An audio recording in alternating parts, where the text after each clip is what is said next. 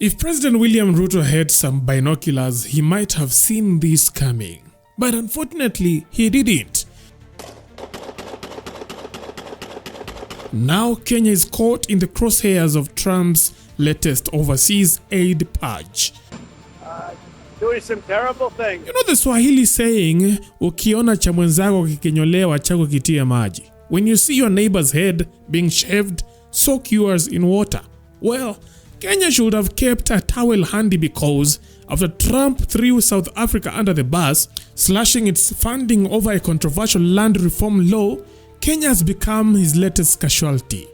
This peace summit is a historic step in the right direction. The US government has officially frozen its contribution to the multinational security support (MSS) mission in Haiti, which is heavily dependent on Kenya's police force.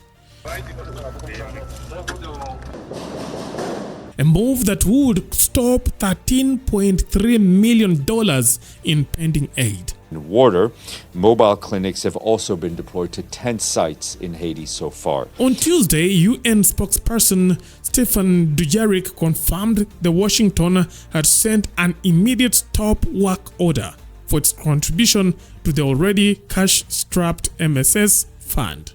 We received an official notification from the US asking for an immediate stop work order on their contribution, confirmed UN spokesperson Stéphane Dujarric.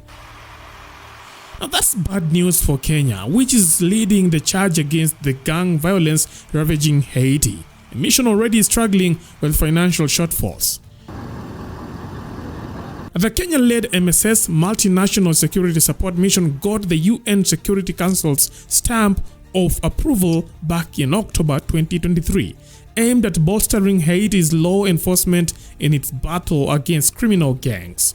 But now, with US funds drying up, Kenya's role in Haiti hangs by a thread. Now, this financial freeze is all part of President Donald Trump's renewed push to slash overseas aid, a move that also includes gutting US aid. Happening in South Africa, the leadership is doing some terrible things, horrible things. So Trump is wielding his budget-cutting axe with surgical precision, and Kenya's mission in Haiti is just the latest casualty. Now, with the US, one of the mission's biggest backers, closing its purse, the Kenyan-led force faces an uncertain future. Will they soldier on, or will this be the moment reality catches up with Ruto's controversial deployment? Now let's rewind. The deployment of Kenyan police to Haiti was no walk in the park. It faced fierce legal battles back home, with Kenyan courts initially blocking it. But President Ruto, determined to play global peacekeeper, brushed aside the rulings and greenlit the mission anyway. Amen itendea. Amen itendea. Amen itendea. Amen itendea. Fast forward a few months and Haitians across various countries have protested against the Kenyan presence, questioning its effectiveness and legitimacy. The days are numbered for the gangs. It is either you surrender to the authorities, that's the Haitian government, or we are coming for you. Now, with US cash off the table, the burning question is, can Kenya sustain its operations in Haiti without the financial muscle of its biggest backer?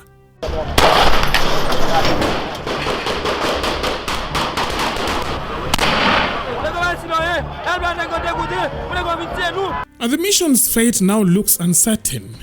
Without US support, Kenya's police will be unfunded and worse, potentially outgunned in their fight against Haiti's well-armed criminal networks. Are the consequences? A possible security vacuum, escalating violence, and a worsening humanitarian disaster in an already battered nation.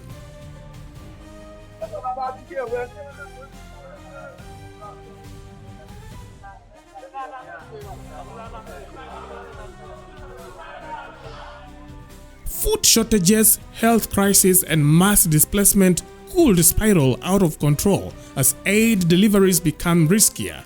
Haiti's economy, already in freefall, could plunge even further if investors lose faith in any hope of stability.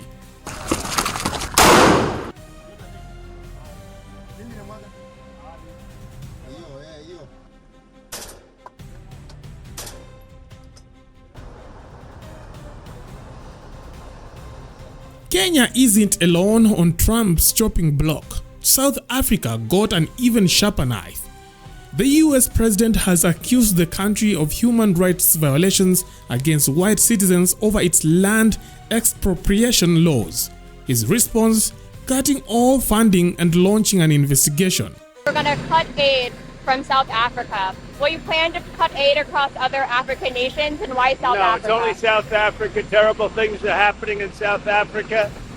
The leadership is doing some terrible things, horrible things. So that's under investigation right now. We'll make a determination. And until such time as we find out what South Africa is doing, they're taking away land, they're confiscating land, and actually they're doing things that are perhaps far worse than that. In a fiery post on Truth Social, Trump declared South Africa is confiscating land and treating certain classes of people very badly.